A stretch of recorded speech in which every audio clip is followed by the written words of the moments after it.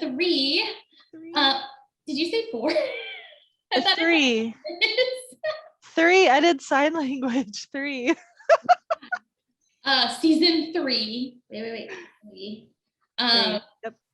And we took the summer off. And then some. It's definitely October. We are just sort of winging it right now, but we are bringing to you for the month of October, spooky month again. Spooky. Yeah, I'm definitely doing monsters today, but spooky. Spooky. I get, monsters are terrifying. These are some terrifying monsters, but it's definitely not scary horror-esque stuff like I did last October. Not the same. It's fine. It still fits the thing. And we are changing up our format a little bit. We're going to only do bi-weekly episodes because we have another podcast called The Taming of Tolkien, where we also want to keep that going because and we just want to read more books. Pretty much. Which, speaking of, I did get a new Tolkien book. Is that the one you shared in the chat? Yeah, The Nature of Middle-earth. It's brand new. And it's not edited by Christopher. It's edited by Carl Hostetter. Well, Christopher died, so. I know, but I was actually surprised that it wasn't like a book that he edited before he died. Edited from the dead. Because it just came out this year, so I was really surprised that he didn't edit it. Didn't he die like 3 years ago? Was it? I don't know. No. Anyways, so today's episode, monsters. I decided I would just go back to my roots, and we're doing Greek myths again, as one does. Can't help it. So I'm doing monsters in Greek mythology. So Titania, take a guess. I just want you to think about it. What 2 monsters am I probably going to cover? I just want to hear your thoughts, and then we'll see if you're right. I will throw it out there. I mix up Greek and Roman all the time, so I apologize for that in advance. They're almost identical, so it's fine. I'm gonna say Cyclops and Minotaur. Cyclops and Minotaur. Ooh, so that is Theseus and Odysseus. We'll see how this goes. I'm excited. For those who don't know, we did once record this episode, except we forgot to hit the record. But that was like 6 months ago. Yeah, I remember nothing right now. Awesome.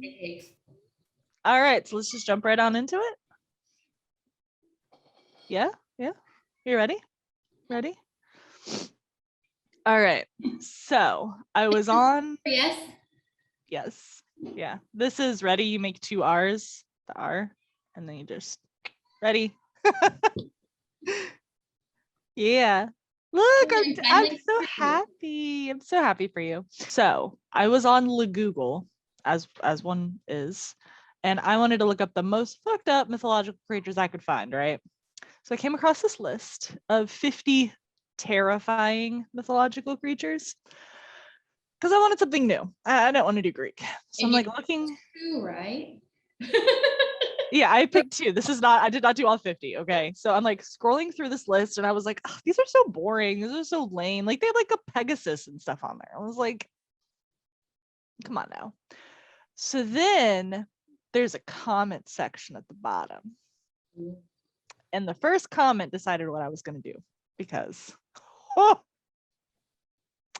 I loved it. All right. Anyways, so now I'm going to tell you about these 2 terrifying Greek monsters, but I'm not going to tell you who they are or what they are. You're just going to have to figure that out on your own as we go. It's a surprise. Man, I'm this. I think Zeus or they Hera. they are two very famous mythological monsters.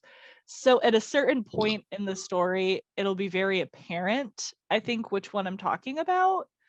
But if you really just don't know the characters at all, it might be more of a surprise. So it just depends on like your level of knowledge of Greek mythology and monsters. Uh-oh. All right, so content warning, because we always have to have one. Greek mythology. So content warning for murder, death, rape, bestiality, desecration of a corpse, mind games, and not Hera. It's actually all Poseidon. Did we just trigger warning Poseidon? Yes, I did. Yes, I did. Okay. Yeah. I mean, it's his time to be a fucking awful god. So here we go. All right. So our first story today takes place in Crete. So King Asterion takes to the throne when his father dies, as one does. And he is looking for a wife, and he comes across a woman by the name of Europa. Now, Europa has 3 kids already, and their names are Minos, Rhadamanthus, and Sarpedon. The other, most of them aren't important. Obviously, that's why I only know one of the names. The other 2 aren't important. Now, these 3 bad boys are actually demigods. Hear me out. Okay. Zeus, as he likes to do quite often, looked down on Earth one day and fell in lust, not love. He fell in lust with Europa. Europa worked in her father's fields herding cattle. So she was like a cattle herder for her dad. So Zeus took on the form of a white bull and he mingled with the other ones on her field. So when Europa was doing her rounds, she came upon this white bull, patted him as he ate, which I guess is a thing that you do. I don't know anything about cattle. And then I guess when she touched it, she felt the overwhelming urge to just get onto its back and ride it for forever. So Zeus takes off. He swims across the sea with Europa on his back, and then they reach the city of Crete. And there he transforms into his human form, and they had 3 babies.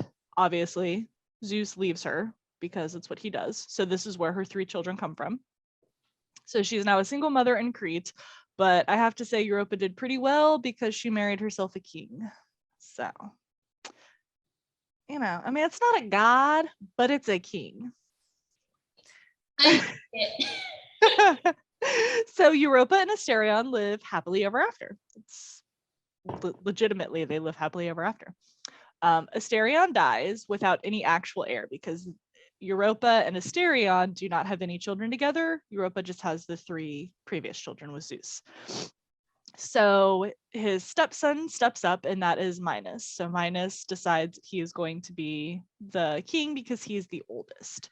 So he marries Pasiphae, who is also a demigod. Pasiphae is a daughter of the Perseus, which is an Oceanid, which, if you know what a dryad is, dryads are for trees, Oceanids are for ocean. Okay. They're pretty unique in their names. And then her father is Helios, the sun god. Now, Pasiphae is really super famous. Obviously, that's why I'm telling you the story. However, her sister, I think, is even more famous, and her sister is Circe, if anyone knows the name Circe. Is it ringing any bells? Thrones? No! At least you didn't say DC Comics. Okay, I will give you that. But Circe is the witch that Odysseus runs into after the Trojan War when he's escaping. And when his crew docks on the island that she lives on, she turns them all into pigs. And he makes a deal with her, and she turns them all back into humans in exchange for him living with her for a year and having kids with her. So that's Circe. She was a witch. Yeah, I never heard of her. It's Odysseus. I don't know Odysseus. What is that, the Iliad? Or Odyssey? Both. I don't know. Tom always tells me I need to watch those movies or something like that, or read it. Oh, I hate when people are like, is it the Iliad or the Odyssey? Because I'm like, I knew it before you asked. I'm pretty sure it's the Odyssey, and the Iliad is, I don't remember. Because that's why it's Odysseus, the Odyssey. You know what I mean? Like it's the same fucking name. sure. I don't know. Anyways, back to Pasiphae. Tea break. Okay, so back to Pasiphae and Minos. So he is king, and he becomes king because he's the oldest, and he decides he's going to pray to Poseidon for his blessing to become king of Crete. So Poseidon sends him a gift in the form of a white bull. Can you see a theme here? That he wanted Minos to sacrifice to him. But Minos sees the bull and felt that this bull was too beautiful and too pure to kill. So instead, he sacrifices a different bull and keeps the white one with his herds. Ooh, tainted. Yeah. So Poseidon is not pleased. He is pissed the fuck off because he was just slighted by this mortal. And since he is the reason that Minos is sitting on the throne, he decides to show him what it means to disrespect the gods. So, with the help of the very lovely and beautiful Aphrodite, he places a curse on Pasiphae, and she falls in love with the white bull, and she has sex with him, and boom, that's how babies are made. And she has a baby that is half bull, half man. But we'll At the Minotaur? we'll get to that later. What do you call it? Yeah, this is about the Minotaur. So altogether, Pasiphae has 9 kids, but the only ones that are important for this story are 3, and that is Androgyus, Ariadne, and Asterius. Those are the only 3 that you need to remember. So Androgyus was a very prolific athlete, and he loved to compete. So in Athens at this time, there is an event every 4 years called the Atheniac Games, which is basically the Olympics, but this is like pre-Olympics. So this is the event that they had every 4 years in Athens. So he goes to the games and he's just like winning game after game after game because he is the best. So people are getting kind of upset. So the king of Athens, Aegeus, sets up a game where Androgynous will fight the Marathonian bull. So this, if you will remember back to Hercules, is one of his labors, is defeating this bull. So that's who this is. So during this event, Androgyus is slain and Minos flies off the handle because his son was killed in this event that didn't exist until 5 minutes ago. So he demands that in compensation, the Athenians pay tribute to Crete for his death by sending over 7 men and 7 women every single year. And Athens does agree at this time. For what? Are they sacrificed? Are they gonna be sex slaves? Are they just gonna live there? We'll get to it. Just a moment, yeah. So the reason that Athens agrees to this is because at this time period in their history, they are completely outmatched by Crete's military. I felt like it was important for me to point that out because it's fucking Athens we're talking about, who like goes head to head with Sparta. I mean, so like if you think about it in that terms, like Crete is really fucking powerful. So they didn't want to start a war with Crete that they knew that they would lose. So every year they send these 14 young kids.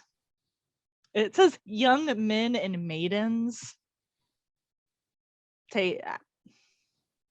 Teens, I don't know.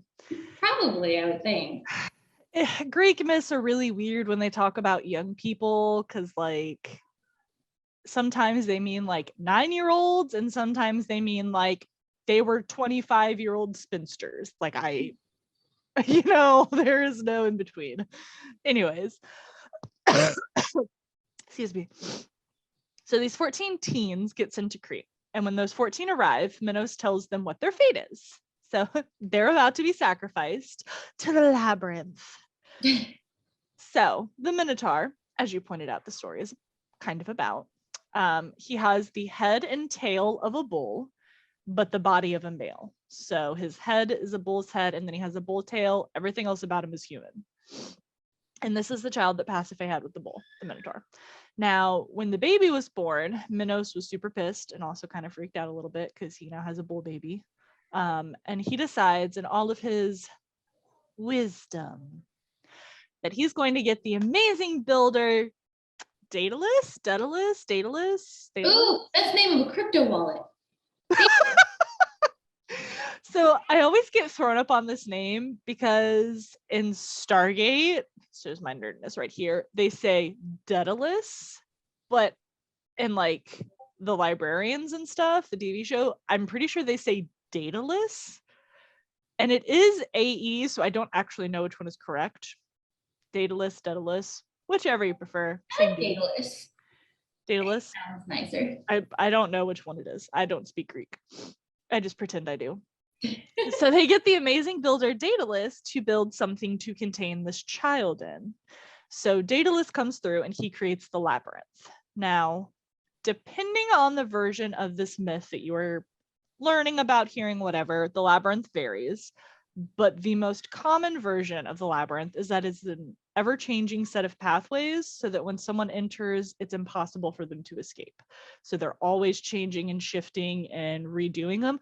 Kind of like if you watch the movie Labyrinth, how it's always changing. That's essentially what goes on here. So it's the perfect place to hide a baby Minotaur where no one will ever find him.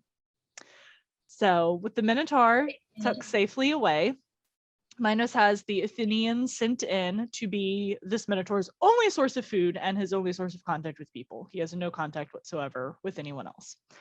So Daedalus also is forced to stay in this labyrinth because Minos does not want him out freely to give away like this knowledge that he has on how to create a labyrinth or like escape a labyrinth.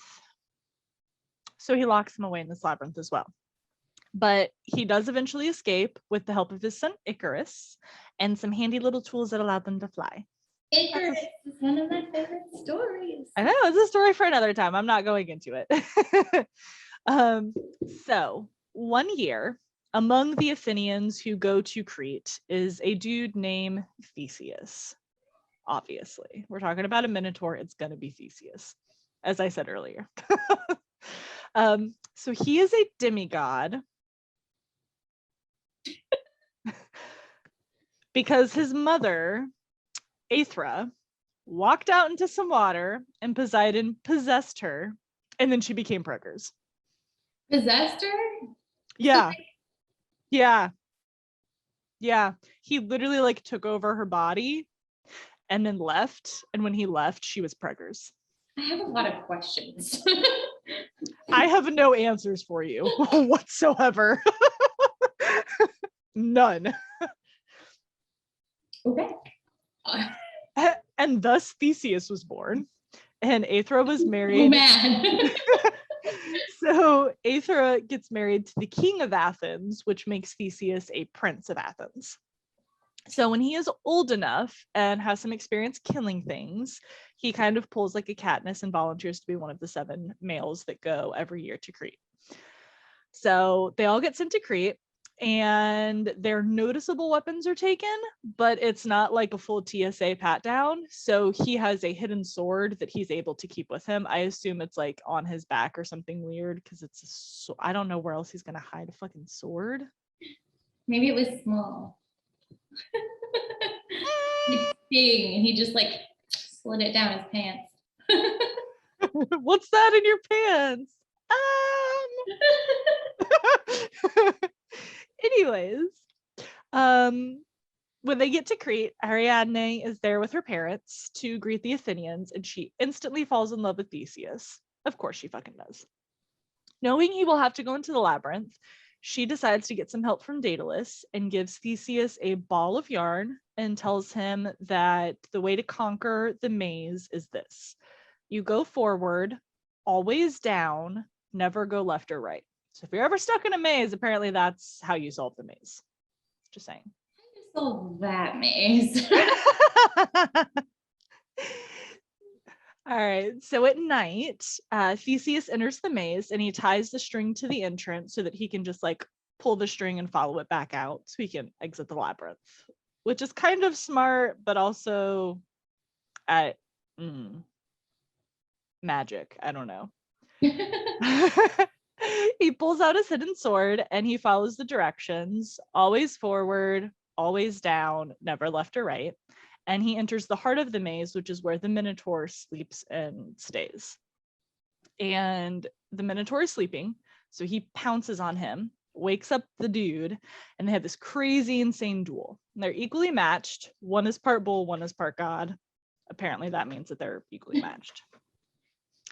So while grappling around, Theseus is like yelling at the Minotaur, like, why won't you just wield, die already? I hate you, blah, blah, blah, blah, blah. He talks a big game. And the bull actually talks back. And he tells him that he will never yield and he won't die easy. Minotaurs can talk. Who knew? So Theseus is kind of startled by this. But eventually he gets the upper hand and is able to land a killing blow to the Minotaur. Aww. I know, it's so sad. I know. Just wait. It gets worse. Aww, of course it does. So he follows the rope out, exits the maze, and then he dips out with the rest of the Athenians and Ariadne to sail back to Athens. And during the voyage back to Athens, he talks with Ariadne about the Minotaur, and that's when he discovers that the Minotaur actually has a name, and his name is. Do you remember the names I gave you earlier? No. I don't even try to remember the name ever in yours. I'm sorry. You like name dropped about 30 things so far. I did. It's not my fault that Greek mythologies have a lot of names. Okay. Right, so like I'm not taking notes. So his name is Asterius. He was named after their grandfather, Asterion, and his father punished him by putting him in the maze. So that's Asterius. So that's Androgyus, Ariadne, and Asterius, the three important children. So later they stop for the night to like pull over and they camp out on this land. And Athena comes to Theseus and tells him that he needs to leave right away and he needs to leave everyone behind. But not to worry, because Ariadne will do one even better and marry a god by the name of King Dionysus. So, you know, she's out on top. Our Lord and Savior, King Dionysus. The rest of the trip home is uneventful, but in his haste to leave Crete and get back home to Athens, Theseus forgets something really important. And that is that he told his dad when he would return, he would have a white sail instead of a black one. So they always flew a black sail because that meant that all of them had died. But they were going to fly a white one, which meant that he had survived. So because he didn't fly this white sail, his father thought that he was dead and threw himself off the castle walls into the sea and died. Exactly where I expected it. Yeah, so that is the story of Asterius and the monster who killed him, Theseus, because in my opinion, the Minotaur was not the monster here. Minotaur is not the monster. He's a poor, abused, neglected child. He is, yeah. But if you're feeling sad about it, don't worry. Theseus is later thrown off a cliff and killed by a guy named Lycomedes, who is famous for helping hide Achilles before the Trojan War started. And he worried that Theseus would take his throne, so he did the smart thing and kicked him off a cliff. The Minotaur is still dead, though. He is still dead, but Theseus dies in the most unheroic way possible. He gets kicked off. I'm kind of hoping you're going to be like killed by a guy named Doug. No one wants to be killed by a guy named Doug. I mean, he's killed by King Lycomedes, who is only famous for killing Theseus and for hiding Achilles before the Trojan War started. Close enough to a Doug. Yeah. All right, so that was the first story. So the second story, you said you thought that it might be about the Cyclops? Yes. All right. Am I like having a ghost memory that like from recording? Did I get both right? We're gonna find out. So on to the second story. The second story starts in a temple and follows the life of a priestess. This temple was dedicated to Athena, and there is one golden rule amongst her followers that had to be followed at all times. And that is that the priests of Athena must maintain their virginity. Are these the Vestal virgins? Yeah. Yes. It's not important for the story. I was just aligning my knowledge to see if this is the same thing. The followers of Athena had to remain a virgin because Athena herself was also a virgin. I don't remember. I watched a documentary on punishments of the Vestal virgins who, you know, had sex because you're not allowed to spill their blood. Well, we're about to get into some punishments here soon. So I was just curious if like these are the same virgins or if there's other virgin sex, which there probably are. So, I don't know. Again, it's not important to know what type of virgin or priestess she was. Just know that she was a priestess and had to stay a virgin, and she was a priestess to Athena. That's all that needs to be known about this story. All right. I kind of already covered this on a little tangent here, but it's important for two reasons that you remain a virgin as a priestess to Athena. One is because Athena is a virgin goddess and wanted her followers to also remain virgin. And two is because not having a husband or children meant that they could devote more time to Athena rather than anyone else. Because as much as people like to say that they like Athena, she's a vain ass bitch and I fucking hate her. All right. This priestess was exceptionally beautiful, and she had many male suitors. However, they knew that she had this vow of virginity, and they all respected it, and they simply chose to look from afar. Well, all except for one. There was one suitor that did not want to look from afar. Because she had managed to catch the eye of a certain god. Would you like to take a guess on who this particular god was? Zeus?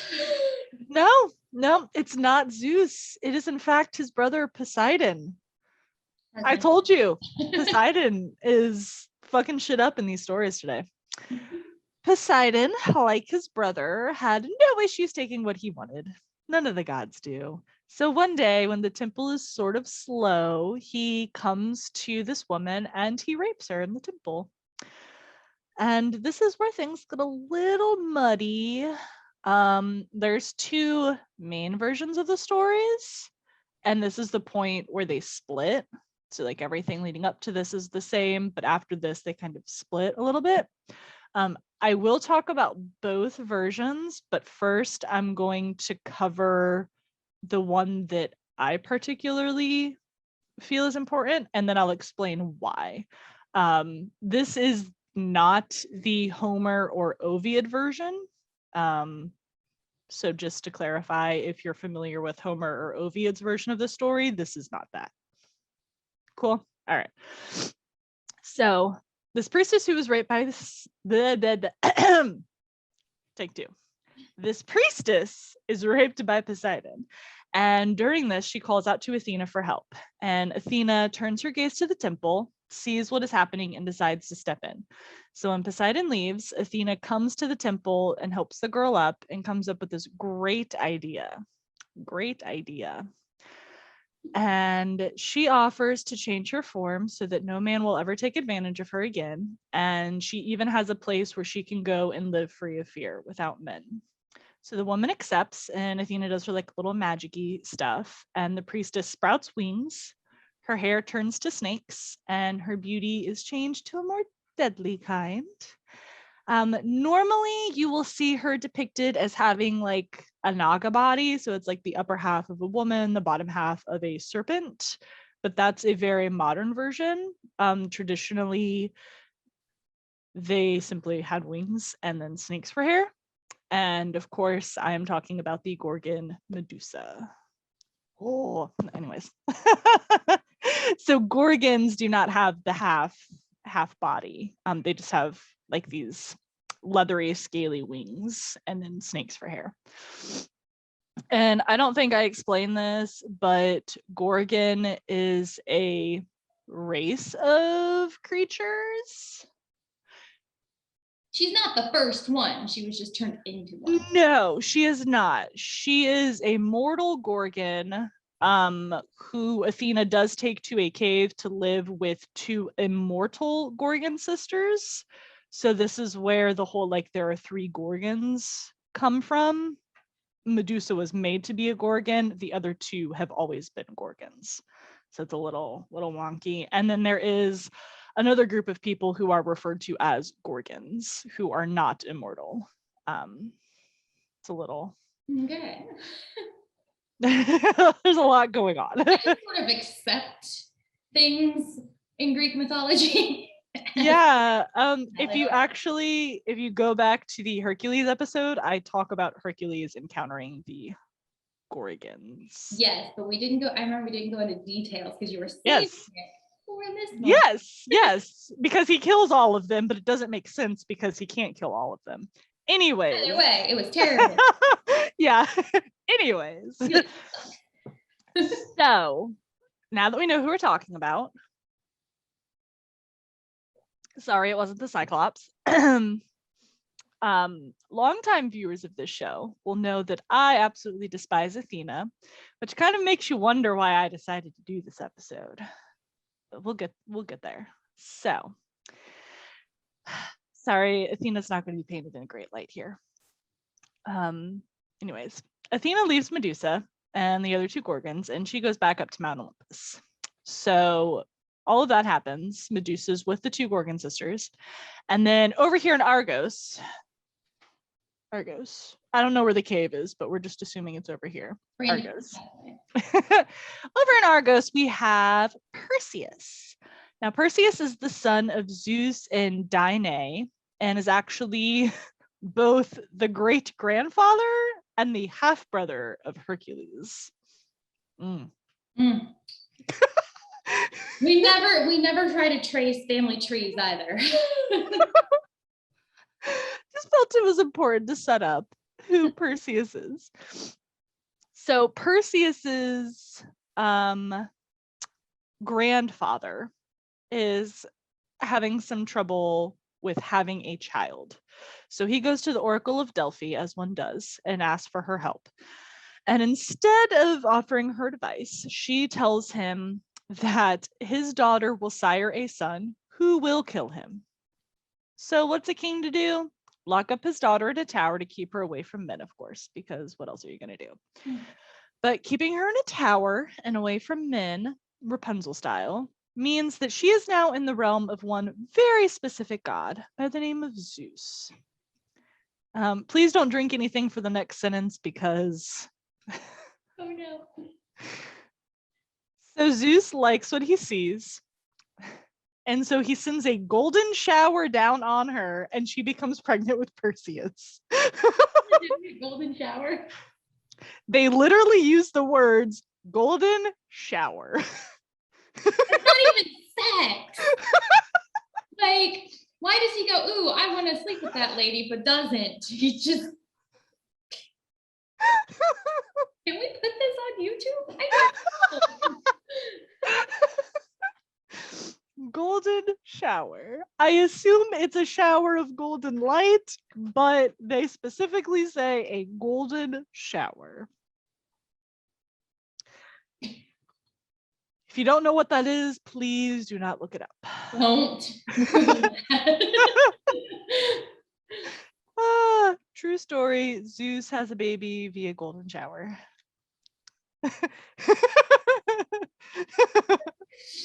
All right, okay.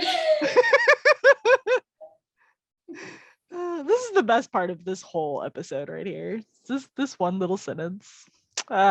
Anyways, When Danae's dad finds out that she is now pregnant and has a baby, she's already had said baby, he ships her and Perseus out in a wooden crate to sea, and they end up in Seriphos, where they meet Dictys. Yes, his name is Dictys, who is a fisherman, and his brother Polydectes, who is the king. Fisherman, king. Yeah. So Dictys takes them in, and he raises Theseus as if he was his own son. Now, over time, Polydectes, the king, falls in love with Danae, and Perseus does not approve. He does not like Polydectes. So in order to get with Danae, Polydectes has to throw a huge masquerade ball, and every male is supposed to bring a gift of a horse to the guest of honor, which is some maiden. Like, he's just like throwing the ball as an excuse to get with Danae. But because Perseus doesn't have a horse, he asks his uncle. So he asks Polydectes for help. So Polydectes tells him that he will help him in exchange for the head of the Medusa. Voila, quest obtained. Quest unlocked. So Perseus sets out, and along the way, he needs help of the divine kind. So he needs to figure out where to find a special sword so that he can kill a Gorgon.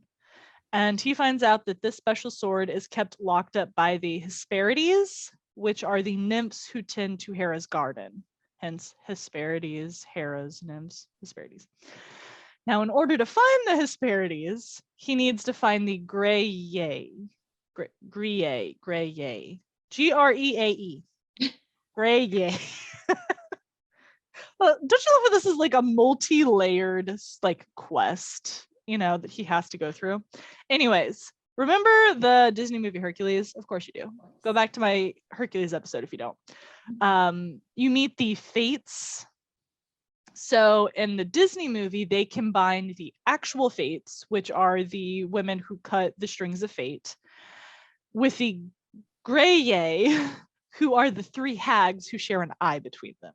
So they combine the two of them into one entity. So they are actually two separate people. So we're talking about the three hags with an eyeball who can see the past, present, and future.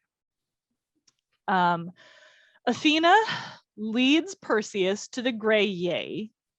Athena, the person who helped relocate Medusa and made her into a Gorgon, is helping the person who is wanting to kill her. I'm not surprised anymore. All because she's a daddy's girl. Because what? She's a daddy's girl. Oh, and I thought she just forgot. No, because her daddy said, I want you to help my son. And she's like, well, I guess I'm going to help you. Athena. Anyways, when Perseus gets to the Greyae, I don't even know if I'm saying that right. Greyae is what we're going to go with. He demands that they tell him where to find the Garden of the Hesperides, and then he steals their fucking eyeball until they tell him, because they can't do anything without their eye. That is how they see the past, present, and future. That is all of their power is in this eyeball. So he literally just steals it from them and like plays hot potato with it until they tell him. Effective. I would also like to point out that the Greyae are in fact the sisters of the two immortal Gorgons. So they really don't want to help, but Athena leads Perseus to the sisters of the Gorgons that he is going to go kill. Okay? Okay. All right. I hate Athena. Most of the gods suck. Yes, they do. Yes, they do. Perseus reaches the Hesperides, and he gets the location of Medusa, and he gets his sword. Now, Zeus has asked for additional help from the gods, so they decide to bestow Perseus with some gifts. So he's given a backpack from the nymphs that can carry the head of a Medusa, a helmet of invisibility from Hades so that he can go unseen, boots of flying from Hermes so that he can get there quicker. This sword is from Zeus, so it's a Zeus sword, sparkly. And then lastly, he gets a gift from Athena. Do you want to guess what he gets from Athena? The ability to not turn to stone? He gets a shield from her that's polished so well he can see any reflection in it. I'm pretty sure it's an animated version of this one. Because she's a two-timing bitch who can't say no to her dad when he asks her for anything. I fucking hate Athena. Anyways, moving on. Athena. Perseus enters the cave of the Gorgons, and he finds Medusa sleeping. Sleeping! So he uses a shield to like see and is like walking backwards, you know, like with the shield up so he can like see her in the reflection, because while she is asleep, the snakes are what petrify people. So looking into the snake's eyes is what petrifies you. So he walks backwards, he comes up to her, and then he chops off her head all while she's still fucking asleep. And he takes the head, puts it into his backpack, because are the snakes still alive? No, they're still alive. Hold on. What's up? What is cinnamon rolls? Anyways, I got cinnamon rolls. Where was I? Oh yes. Okay. So yeah. So he puts the head in the backpack. The snakes are still alive, so they can still petrify. Like they still have their powers. And then he leaves. My nose. Because they assume you can't be petrified through reflection. Correct. You have to make eye contact. So I see you, J.K. Rowling. So he gets his head, puts it in his backpack, and then he leaves. And on his way back home to King Polydectes, he stops by and say hi to Atlas. Remember the guy holding up the world? And he turns him into stone for no fucking reason. He's just like, hey, and then turns him into stone. Mm-hmm. Like forever? Yeah. Things happen. I wouldn't be surprised if like later down the road someone unpetrified. I mean, like it. So if you remember, Perseus is like the great grandfather of Hercules. So at some point, Atlas has to become unpetrified. Maybe it's not permanent because Hercules runs into Atlas. But you could also go with the belief that things aren't linear in any particular way, and that Hercules meeting Atlas happened before Perseus, but that you can't run around with your great grandfather, like, you know what I mean? Like it's rude either way. I don't know how Atlas gets unstonified. Unpetrified is what I meant to say. Unstonified. Oh, Lord help me. It's too early. All right. Now Perseus is on his way back home to Argos. No. Wherever, not Argos, the place that he's back on his way to Polydectes, to this ball. Don't know how much time has passed. Here we are. And he stumbles upon this kingdom that is having issues with a very large snake by the name of Cetus. And the king of this kingdom, that is not important to know the name of, has chained up his daughter to a rock to sacrifice her to the snake Cetus. So Perseus kills Cetus, frees the daughter, and marries her, which pisses off her brother. My thing autocorrected to bathroom. I think it's supposed to be father, and I don't know why it says bathroom, which is why I said brother. I think it's supposed to be father. And Perseus turns him into stone with the head of the Medusa. He's just gonna walk around with his head forever. We'll see. So Perseus returns home, got a wife on his arm, got the head of a Medusa, and he comes up to Polydectes and is like, yo, I got the head of Medusa, but I also don't like you, so I'm just going to turn you into stone. And then he makes Dictys, the guy who raised him, become king. And then he gives his godly items back to the gods, so they all get their items back, including the head of Medusa, which he gives to Athena, who then puts it in her shield to carry around with her forever.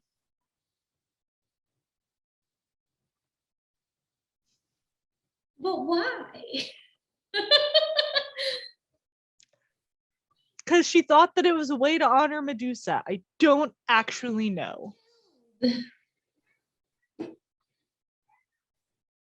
these people. I don't even know. We've got Zeus putting babies in his thighs. We have Athena sticking Gorgon heads in her shield. This is just babies via golden showers, you know. ocean impregnating people. It's a lot. It's a lot. The imagination of this society is like yeah. Now, the main story that people are probably familiar with, you know, I said like it verges and I was going one direction.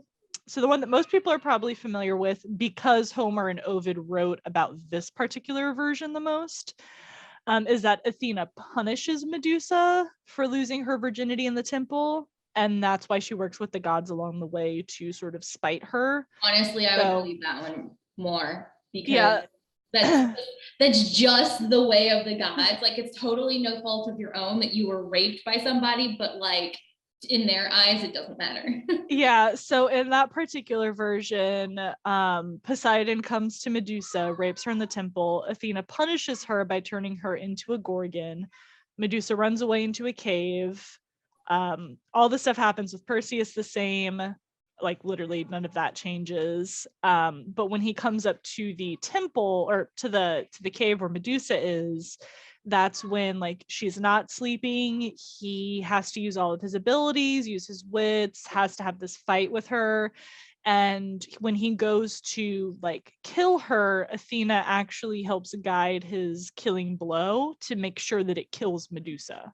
So like she like literally reaches out and helps him do that, because she is a god of war, just not in the same way that Ares is. Didn't he like have his eyes closed? Yes, yeah, because he can't see. That's why she helps guide it. Now, some people will keep everything the same up until like they'll say like the whole like she helped Medusa by turning her into a Gorgon, and then at the end when she lands the killing blow via Perseus, she does that because she doesn't want Medusa to suffer, and that's why she helps him land this killing blow. So like there's a couple of variations in the story. I just went with the one that made the most sense for my purposes.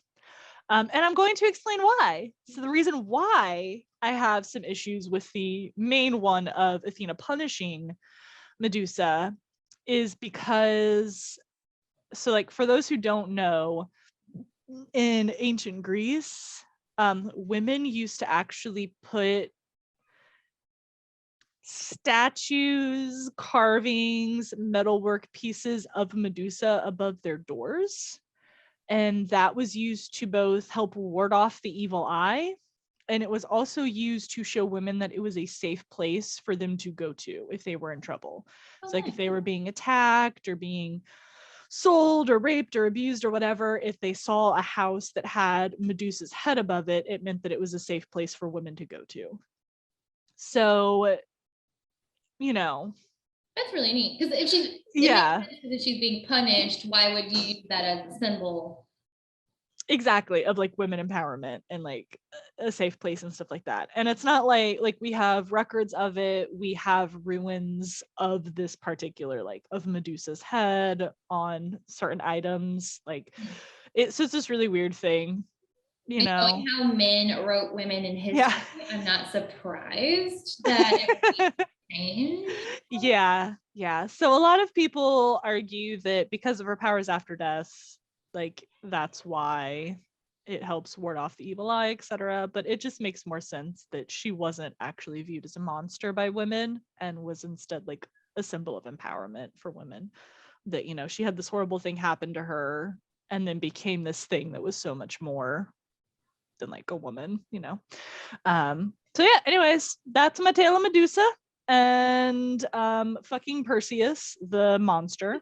You know, something funny is when you said the polished shield, it reminded me of a version that I saw when I was a kid that's animated. And instead of, so like his shield wasn't polished at first, but he gets the idea and he polishes it up to a mere shine, like as she's trying to get to him, and he like pulls it around a corner and she sees her own reflection and she turns to stone. See, I thought that you were going to talk about Clash of the Titans, because Clash of the Titans is about Perseus. It's about Perseus. That's what it's about. Fucking Perseus. I like it. There's like a scorpion and shit in it. The animation, it was pretty. You got Athena's Bebo, her little fucking owl that Daedalus, I think, made for her, or Hephaestus, one of those two made her this little fucking talking metal owl thing. Bebo. Oh yeah. Sorry. Wait, I'm not quite done. I have a little bit more. Oh, okay. So that was all about Perseus.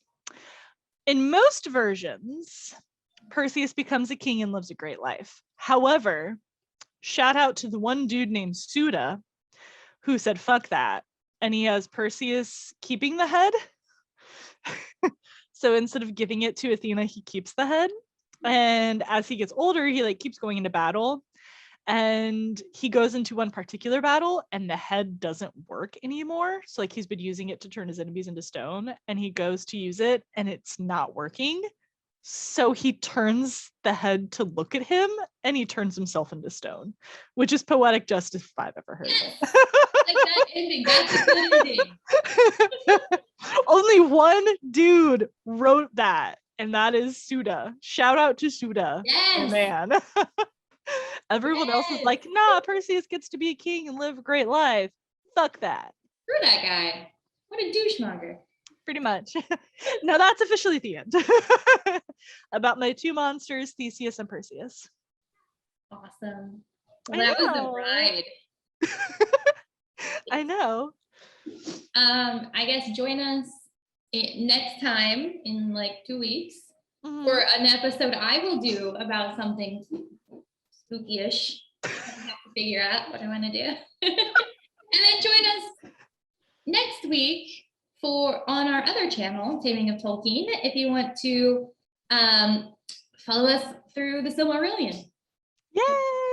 Which I need to read.